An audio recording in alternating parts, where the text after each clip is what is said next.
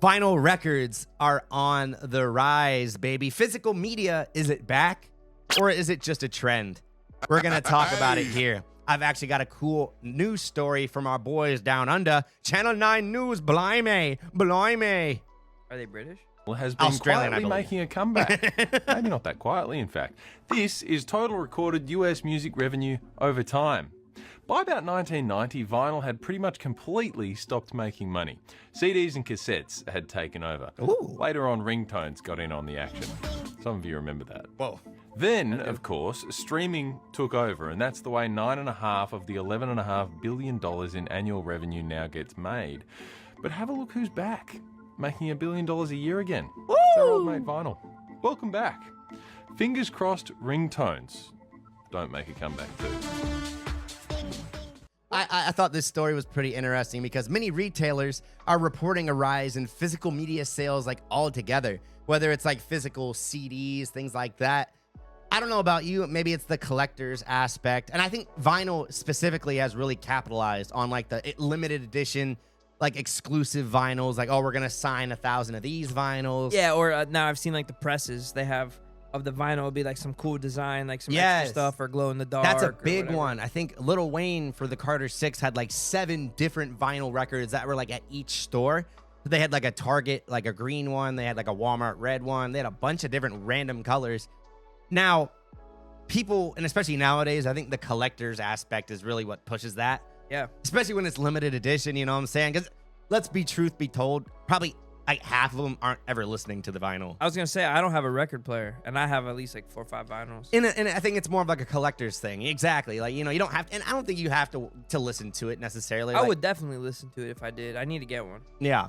And let us know in the comments if you're a fan or, you know, have ever listened to like a vinyl record personally. It's funny because it's kind of sad to know that a lot of us probably haven't even listened to vinyl records before, depending I used to do it all the time. I would go to my aunt's house, and that's all she had. And that's cool, but like it's crazy because like if you're like, let's say you're like 15, 20 in that age, you might have never like heard or seen a vinyl before. Yeah, it's pretty crazy. And I don't know if CDs will ever get, probably CDs will eventually get to that point where it's all streaming, all digital, but hopefully not in our lifetime. Because I'm a big fan of physical media. You know what I mean? I like, especially with video games, like if I really like the game, I will buy it physically. I like having the disc, you know, and then you don't have to worry about the download codes. You know, you kind of own it more in a sense. So similar to how vinyl is, or like CDs, actually even more so, because I think sometimes, I don't know if you could confirm, there will be issues with like licensing, and sometimes music will get taken down. Am I right? Yeah. Now, with physical media, unless those motherfuckers are coming to your house, they ain't getting that CD back. That's true. You know what I'm saying? That's true. Lately, what I've been seeing, like when you listen to songs, it'll say like, unavailable in your country. Yes. That's the thing that I hate about streaming. You could even download that shit. It's, and like if it's Apple Music, for example. Yeah, because you don't own it. If you don't own it, even if you buy it, like they could technically take it out because that's in your agreement. Yeah. I know Prime Video got into a lot of trouble about that a few months back because they took off a bunch of movies due to licensing issues, even that people paid for just for the cash. And they were like, oh, tough shit, it was in the contract because you don't own anything. It's just a rental agreement. Yeah, that's true. And so that's where I believe that physical media can kind of be the king.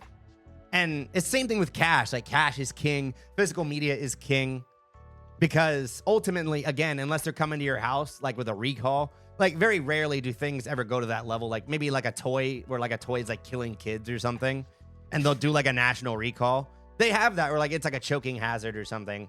I know Burger King had a big one with Pokemon back in the day. It was a little collectible Pokeball thing, and kids kept swallowing it and chewing and doing it. So I remember that actually. Yeah, they had to do a mass recall. I think they even went like door to door. It was a whole. Oh damn! And that was before the internet too. So I think that was like 2004, 2000, or not before the internet, but before like social media. You could go on Twitter and be like, "Hey, take these away from your kids, That's true, shithead." because now you'll see a post. Yeah, somebody will talk about it and it gets spread and get millions of. Yeah, because I will say, that's the one benefit is now like our news comes so much faster. You know what I mean? Whether it's a disaster, because I mean TV is pretty fast, but now it's instantaneous. Also, false news comes fast too. Yes. Guido Papi. The fast, if anything, it comes a little bit faster, low key. Yeah. Yo, it came out before the story even dropped. What?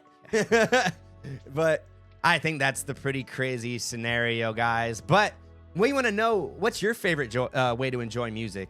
Is it CDs? Is it vinyl? Is it streaming? Let us know. Yeah, but all right. So like, obviously streaming takes over, right? Yeah. Do you own CDs? Do you have any CDs? I do. I've got a couple You with DVDs. still listen to them? Not often, especially now that I don't have a CD player in my car. When I had one in my car, I would do it more That is often. true. Yeah, I don't have one either. Yeah, But dang. now it's like you'd have to buy, because even my computers don't have disc drives anymore. Mine does. Well, yeah. Both of mine do. Guido Papi. When you got- yeah. But remember, did you ever like download CDs, like burn a Yes, I was a big Playlist? fan. I was a big I fan used of to do it all doing the that. time, bro? I would take all the old Wiz mixtapes, take the best tracks, mix them all together. Those are my old DJ basically sets. Was songs that I fucked with, put them together. And I'm not saying like you could still do it. Like you could still Yeah. buy a CD burner and plug it into my computer and do it. But is it practical? Is it smart? Probably not. It depends. And it's quality wise, isn't going to be nearly as good as like the actual CD. It was always a little off. It depends on how you download it, obviously. It's true. But Guido Papi, I think I'm pretty excited. I don't know if it's going to be a lasting trend. It could just be, you know, a collectible vinyl thing. But I'm hoping for the best because I don't want even if they just kind of stay a minor thing, I don't want like DVDs and CDs to ever fully go away. Yeah, I like having the option. Like Yeah. it might not be the main option, but at least having it. So like Yes. you still get your collectibles. And then the good thing about like vinyls being very popular now, right? Yeah. More people are putting that out, like that type of media. 100%. So like the band might have not dropped the vinyl because they were like, oh, there's no money in it, right? Now there is. So now you're getting that collectible vinyl. And if you're a big Yes. fan of the band, that is someone that you should buy the vinyl from. I don't think you should. It's like back in the day, you would buy a vinyl and be like, oh, I'll listen to it. Maybe I might like it, right? Whatever. Yeah. I don't think you should be doing that now. Yeah. Buy the ones you really support. And I think that's a great point because I think they get a lot more of those proceeds when it comes to physical media. I'm not 100% Yeah. sure, but I've heard the common complaint is that you don't get shit from streaming in terms of an artist. Like I heard like the money difference is exponential. And then you got to worry about the different platforms and then the payouts. Yes. Blah, blah, blah. Yes. So I think it's just another part where physical media just really has that edge. But I want to know in the comments, guys, do you think it's a lasting trend? Or maybe just the nostalgia bug biting again? Yep. You know what I mean? Because it could be just us old fucks doing it. And, Yeah, you are know, the kids getting into it? That's what I don't know. and I want to break down the stats. And maybe, guys, let us know if you get bored, want to research this. Is it like just the old boomer fucks like us? Or is it the kids that are buying the vinyl? Because it might be a 50-50 thing. I've definitely seen younger people enjoying vinyls and things like that, 100%. How young? But how young? Yeah, like I've seen like, Yes. like 20, early 20-year-olds, but never nothing Yes. lower. And granted, it might be a lot of like the trendy thing, like, oh, it's like Labubu's or something like, oh, we're listening to vinyls because it's cool, blah, blah, blah, blah. But does it last with those people? Yeah. Versus like, oh, I'm going to listen to this stream for the rest of my life, or I'm going to download this. And actually, I heard a really good point about streaming before we move on, that the good and bad thing about streaming is that it makes your music less precious, if you know what I mean, because it's so easily available. Before, they had to buy your music. Now, if you have Apple Music or you have Spotify, you have every album ever.